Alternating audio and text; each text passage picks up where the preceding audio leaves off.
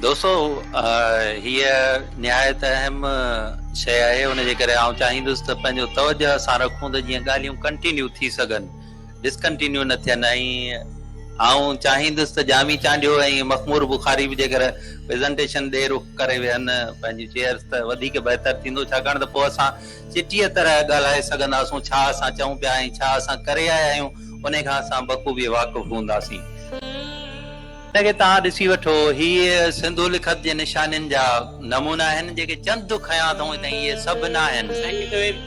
हाणे थोड़ी मां तव्हांखे ॿुधायां त हीअ जेके अखर आहिनि, शबीर कुंभार पहिरियों दफ़ो इन्हनि अखरनि जो कीबोर्ड ठाहियो आहे। तव्हां हिनखे हाणे कंपोज़ करे सघो था। हा, महिरबानी ताज। असल ॻाल्हि हीअ आहे त ही सभु निशानियूं जेके आहिनि से चंद निशानियूं आहिनि, छाकाणि त हेसी ताईं जेके निशानियूं आयूं आहिनि असां वटि जेके कोड थियूं आहिनि उहे 1839 निशानियूं आहिनि। ऐं आऊं त जॾहिं हिन हिक हिक निशानीअ खे ॾिसां थो त इहा गुज़िरियल दौर जी हिकिड़ी गुजारत आहे जेका अञा ताईं असां भञी न सघिया आहियूं। ऐं इहा अञा ताईं रोली आहे, जॾहिं भॼंदी त वॾा के इंकशाफ थींदा, वॾा तारफ़ थींदा। लिखत जो फेर छा आहे? ऐं हिकिड़ी ॻाल्हि आहे त जॾहिं हिकिड़ी साॻी शइ अयाज़ गुल लिखंदो त हुनजी हैंड राइटिंग पंहिंजी हूंदी, रिज़वान गुल लिखंदो त पंहिंजी हूंदसि, जामीअ जो लाज़मियात अखर पंहिंजो हूंदो। हाणे इन्हनि जो बि रोल आहे जेके असांखे इंडस सील्स मिलियूं आहिनि या असांजो पंहिंजो इंडस स्क्रिप्ट मिलियो आहे उन में। अचो त उनखे थोरो ॾिसी वञूं।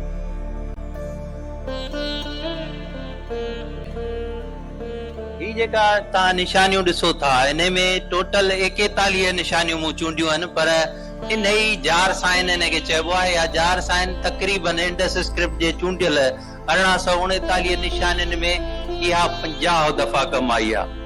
ऐं तव्हां हिन में ॾिसंदा हो त पहिरियूं जेके मथी लाइन ऐं हेठी लाइन जूं 4 पहिरियूं निशानियूं, हिनखे खॿे खां सॼे ॾे ॾिसबो त इहे जेके निशानियूं आहिनि इहे जुदा गाना पंहिंजूं निशानियूं आहिनि। ऐं हेठि जेकर अॻिते वधूं था त उहे मुरकब निशानियूं आहिनि, पर जेकर जुदा निशानियूं आहिनि उहे बि तक़रीबन 20 आहिनि।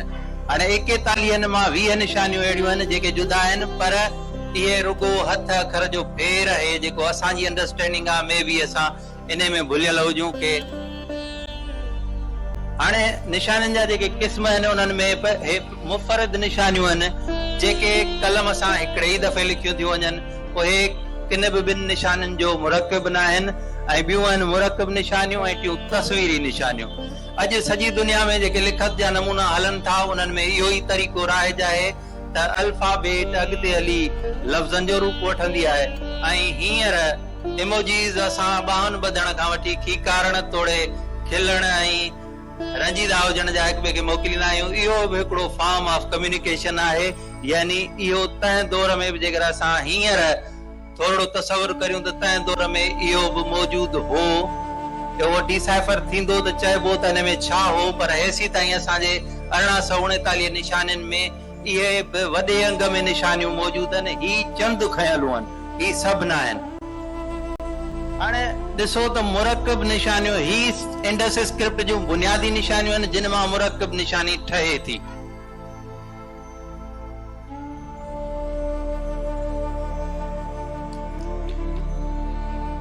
बुनियादी 4 निशानियूं गॾिजी ऐं हिकिड़ी निशानी ठाहिनि थियूं। जेकर असां हिनखे हिकिड़ी निशानी या हिकिड़ो पद मञींदासीं त शायदि असां भुलिजी वञूं, छो त इहा हिकिड़ी मुरकब निशानी आहे। लफ़्ज़ी सूरतूं जेकर अॼु बि कंहिं ॿोलीअ जूं ॾिसंदासीं त उन में पद गॾजंदा, लफ़्ज़ गॾजंदा, फिनिम्स गॾजंदा ऐं पोइ हली को मुकमिल मफ़हूम ॾींदड़ लफ़्ज़ ठहंदो जंहिं वजह असां का ॻाल्हि सम्झी सघंदासीं। यकीनी तौर ते जेकर हिन बनावट ते गौर करियूं तॾहिं बि असां इहा हाम हणी सघूं था त इहा हिक निशानी पंहिंजो पाण में हिकु घटि में घटि तॾहिं बि लफ़्ज़ ज़रूर हूंदी। नेक्स्ट, कैम्ब्रिज यूनिवर्सिटी में जहां असांजे सिंधु लिखत जे भांज जे सिलसिले में आस्को परपोला 94 में पंहिंजी PhD जी थीसिस मुकमिल कई। ऐं हाणे हिननि निशानियुनि में आस्को परपोला हिकिड़ी ॾाढी गज़ब जी ॻाल्हि करे विया। इहा आउं चाहींदुसि त तव्हां पंहिंजे ज़हन में घड़ी खन जे लाइ टिकाए रखिजो। छाकाणि त अॻिते असांखे इहा कमु ॾींदी। चईं त 1839 इहे निशानियूं आहिनि जेके मूं छंडे छाणे मौजूदु जेके हेसी ताईं इंडस सील्स मिलियूं आहिनि उन्हनि मज़ा सभिनी मज़ा रोड़े हिक ॿिए सां भेटे ऐं पोइ हथु करे इहे सभु जूं सभु रखियूं आहिनि जेके जिन जहिड़ियूं ॿियूं न आहिनि। छाकाणि त सभु जेकर गॾिजनि पियूं त हिकिड़ी निशानीअ ते साॻियूं साॻियूं निशानियुनि जा वर्जाव बि मिलनि पिया। हाणे जॾहिं इहे 1839 थी वियूं त वरी इन्हनि खे हिकिड़ो ॿियो फिल्टर आई त इहे जेके हथ लिखतुनि जा फेर या कारीगर जेको सील ठाहे पियो उन जे हथ जो फेर वरी ॿियो को कारीगर, छाकाणि त तॾहिं कंप्यूटेशनल दौर न हो, मशीन न हुई, सभु हथ सां ठहंदी ऐं हथ जो कारीगर जेकर कमु कंदो त केॾो बि माहिर हुजे पर उणिया विया थींदो। उन जे बुनियाद ते आस्को परपोला छा कयो त इहा जेका असां जार साइन में ॻाल्हि करे आयासीं 41 निशानियुनि वारी, त साॻियुनि निशानियुनि खे मेड़े चूंडे उन्हनि जा खानदान आकहूं या कुटुंब तरतीब ॾेई ऐं असांखे ॿुधाईं त 386 कुटुंब आहिनि टोटल ऐं पोइ उन्हनि मझां टोटल ॿियूं निशानियूं जुड़नि थियूं, यानी 1839 में पोइ था वञूं। माना बुनियादी जेकर को असां वटि इनफरादी माल आहे त उहो उन जो ॻाणे टोट 386 आहे। यस, हाणे चऊं था त सिराज साहब सिंधी ॿोलीअ जो जेको मकालो ॾिनो उन मकाले में जेका ॻाल्हि कई 52 आख़िरीअ ते जेको बहस कई थोरो उहो नज़र में रखण जहिड़ो आहे। अचो त उन में सिराज साहब छा थो चवे ॾिसूं। जी, सिराज साहब मूजिब असांजे सिंधीअ जा बुनियादी अखर जेके आहिनि से 42 आहिनि, ज़हन में रखजो। उन खां पोइ अॻिते हलो जी, जंहिंमें 10 ही अखर असां वटि अरबीअ मझां आया आहिनि, यानी अरबीअ जा आहिनि जेके असांजे अल्फाबेट जो हिसो थिया आहिनि, ऐं 11 वाविल आहिनि असांजे सिंधी ॿोलीअ जा। जिन वाविल यानी अरफेलत जंहिं मझां असीं आवाज़ ठाहींदा आहियूं, असां पंहिंजे अल्फाबेट ते वाविल अप्लाई कंदासूं त हर हिकु अल्फाबेट जो अखर आवाज़ ॾींदो, यानी हिकिड़े मझां 11 ठहंदा। हाणे इहे 11 आवाज़नि जे बुनियाद ते असांजी ॿोली ॻाल्हायूं था ऐं असां हिक ॿिए खे सम्झूं था। नेक्स्ट, सिंधी अल्फाबेट जा जुमिले आवाज़ अचो त कथियूं त कीअं था थियनि, छाकाणि त सिराज साहब चई आयो त असां वटि 11 वाविल ऐं 42 अखर आहिनि।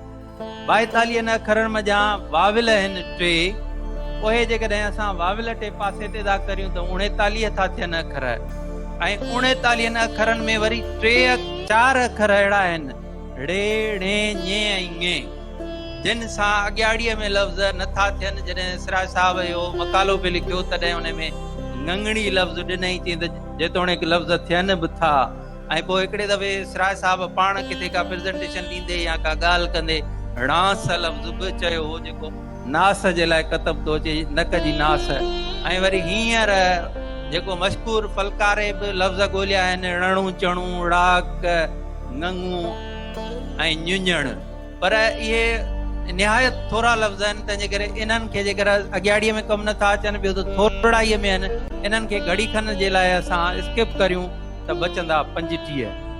11 वाविल हर लफ़्ज़ ते अप्लाई कंदासीं त टोटल आवाज़ ठहंदा 385। नेक्स्ट,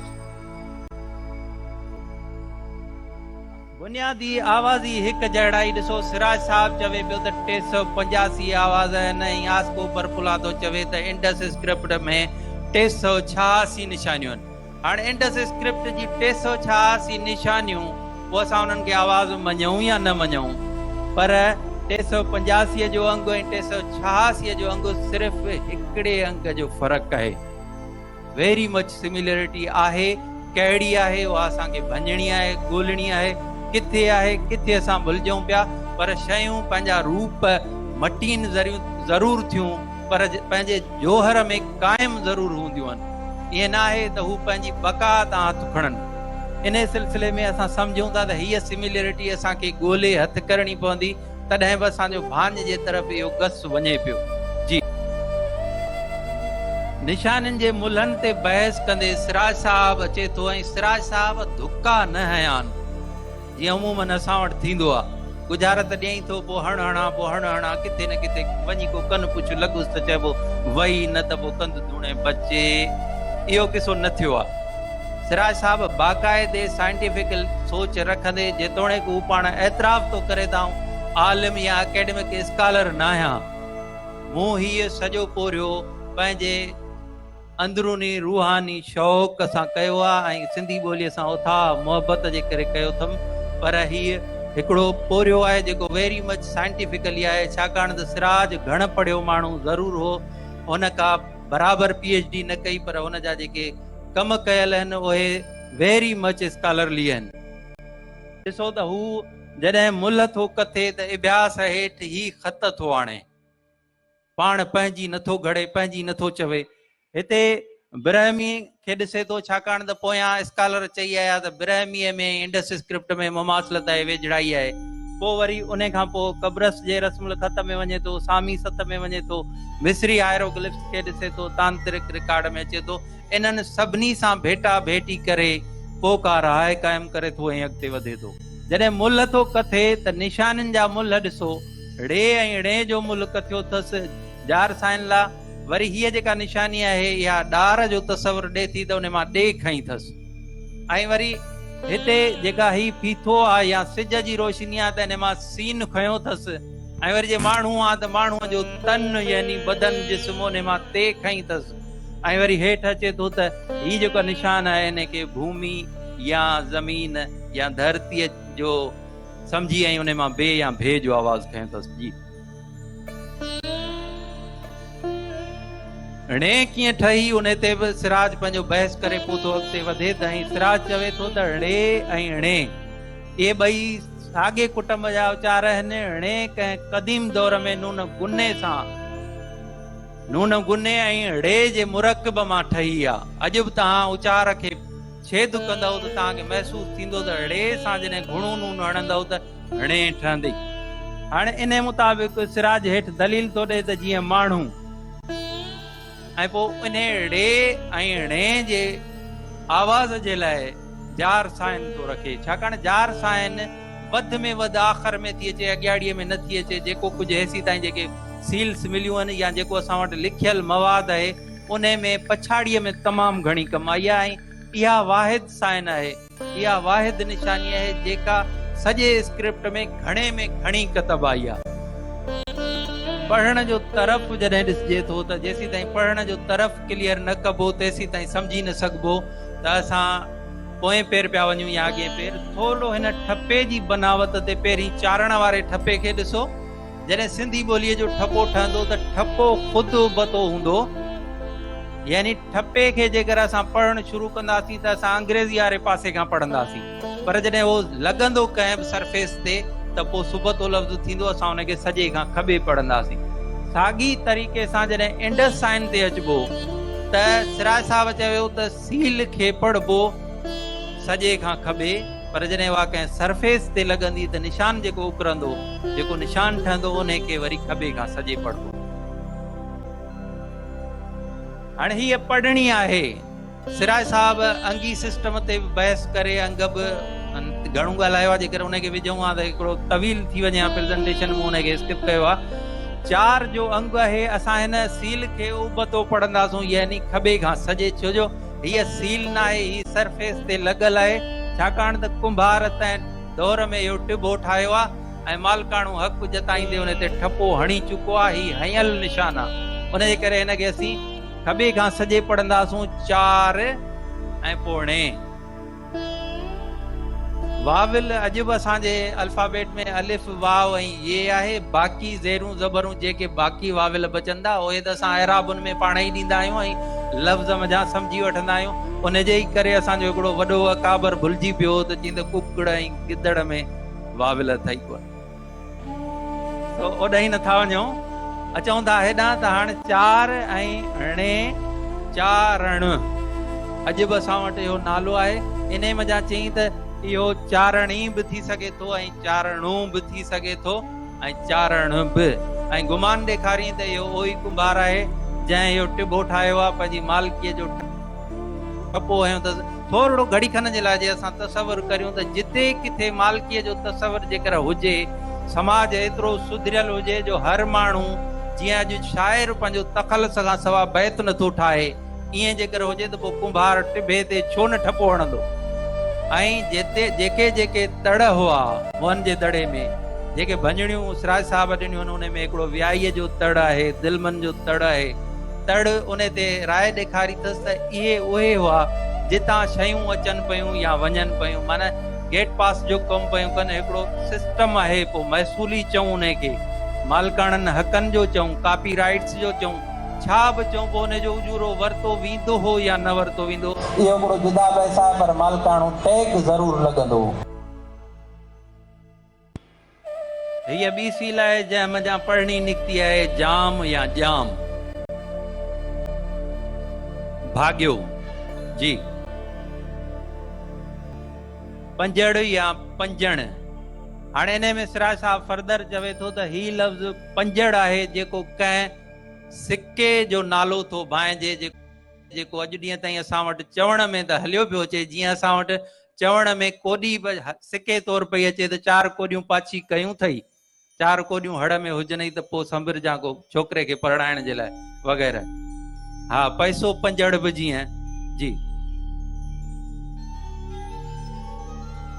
2 कोॾ या 2 कोॾियूं ॻाल्हि थी वई हली। इन में 2 जेको आहे सो अंगनि मज़ा सिराज आवाज़ खयो आहे जी। दिलमन जो तड़ या दिलमन जो तड़ जेको सुमेर में आज ऐं सोन हितां वेंदो हो, उन्हनि वटि ही टैग वेंदा, उन जे करे उन्हनि ॿुधायो त असां वटि जितां सोन ऐं आज अचे थो, सिज उतां उभरंदो आहे, उते जा माण्हू बीमार न थींदा आहिनि। माना असांजो समाज एतिरो सुधरियल हो जो सिहत जे क़ाइदनि कानूननि खे बि ॼाणंदो हो, तंहिंजे करे उहे हरू भरू बीमार न थींदा जी। मशीनी भांज में जेकर वञिजे त छा कजे, छाकाणि त हींअर मशीनी भांज जो दौर आहे, कंप्यूटेशनल दौर आहे। उन में असां वेंदासीं त असांखे ॾिसणो इहो आहे त असांखे 3 शयूं दरकार आहिनि, छाकाणि त मशीन हमेशह हाज़िर मटीरियल ते कमु कंदी आहे। तव्हां मटीरियल ॾियोसि, पोइ प्रोसेस करायोसि त तव्हांखे रिज़ल्ट ॾींदी। असां किथे पहुता आहियूं उहो ॾिसूं था। असां पहिरियों मरहलो उकरी विया आहियूं, यानी असां अॼु डिजिटल डिवाइसिस खे, कंप्यूटर्स खे सम्झाए विया आहियूं त ही जेके निशानियूं आहिनि 1849 इहे इंडस स्क्रिप्ट जी अल्फाबेट अथव। इहो असां कामयाबी सां मरहलो उकरी विया आहियूं। हाणे नेक्स्ट फेज़ आहे हिन जो जी, मोहरुनि ते लिखियल मवाद जी फ़हरिस्त जोड़ण या मोहरुनि खे डिजिटाइज़ करणु।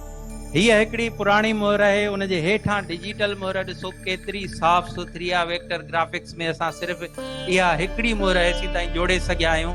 उन ते लिखियल टेक्स्ट साफ़ सुथरो आहे, उन खे प्रोसेस करे सघिजे थो बनिस्बत इमेज जे, छाकाणि त हिकिड़ो इमेज जेकर इहो रखिजे त उन जे बराबरि टेक्स्ट जा लखें लफ़्ज़ रखी सघजनि था ऐं जल्द प्रोसेस करे सघजनि था। जेके टेक्निकल दोस्त हूंदा उहे सम्झंदा घणो टेक्निकली नथा ॻाल्हायूं।